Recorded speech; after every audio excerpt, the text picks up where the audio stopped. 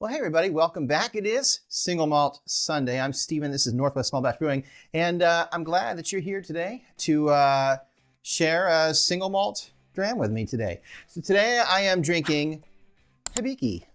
Hibiki is a Japanese whiskey, and I regret that I don't have any other Japanese whiskeys.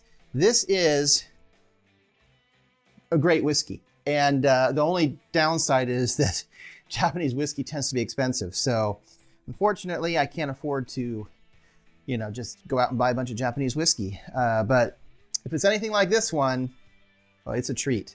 First things first. Well, here, let me do a pour, and I'm going to talk about it.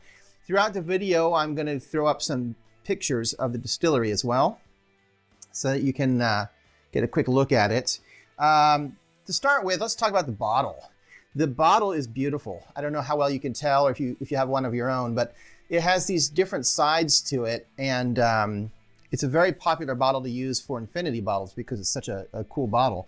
It has 24 sides to it, and those 24 sides are supposed to indicate 24 hours in a day and represent the 25 Japanese seasons. And the name Hibiki in Japanese, according to Suntory, who owns this distillery, it means resonance. So harmony. It makes sense, right? That they call it harmony. So let's get into it. So on the nose here, you definitely get sort of some it's not quite berry fruitiness. It's kind of flowery. I'd say you could call it maybe rose or something like that, right? It's definitely not, or hibiscus. It's not quite berry enough for hibiscus. It's more floral. So like if you're smelling a rose. It's nice. It's a very subtle, gentle nose.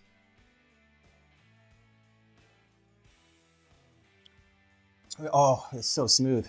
I know people hate when whiskey connoisseurs hate it when you call whiskey smooth, but oh man, the lacing, you can see the oil just dripping down the side of the glass. At least I can. I don't know how well it picks up on camera, but to me, smooth just means it doesn't have a huge bite to the alcohol, and it just sort of goes down gently. I mean, if the alcohol's there and it's warming and you can feel it, but some whiskeys just have this, punch you in the face or punch you in the throat kind of thing, where some don't. So this is a beautiful whiskey.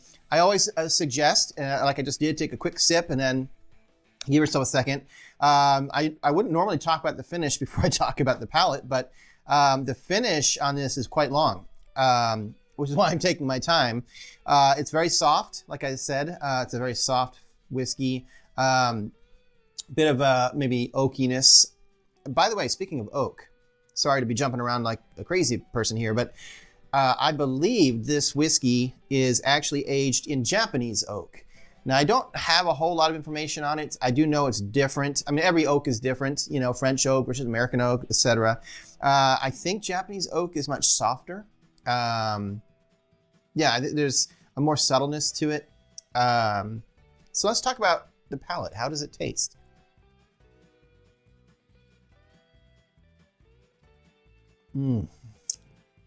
Oh yeah, I get a lot of honey, very honey forward, citrus, like orange citrus. And like I said, it's a very light, rose, floral, honey, kind of orange citrus to it. Now, the little trick that I do. Yeah, so this little trick that I've never seen anyone else do, I've talked about, where I smell the side of the glass after I've had a first or second sip. I definitely can smell the sweetness, like a candied sweetness, like a candied orange maybe or something. You definitely get the honey. It's just a really nice light whiskey. Very good. Highly recommend. That's it. I hope that you give this a try if it's in your budget, and I think it's worth it. It's a good whiskey, and I'd love to try some more Japanese whiskeys if I can ever find any at a good, fair price. But In the meantime, I'll be back next week for another single malt tasting here. And until then, sláinte.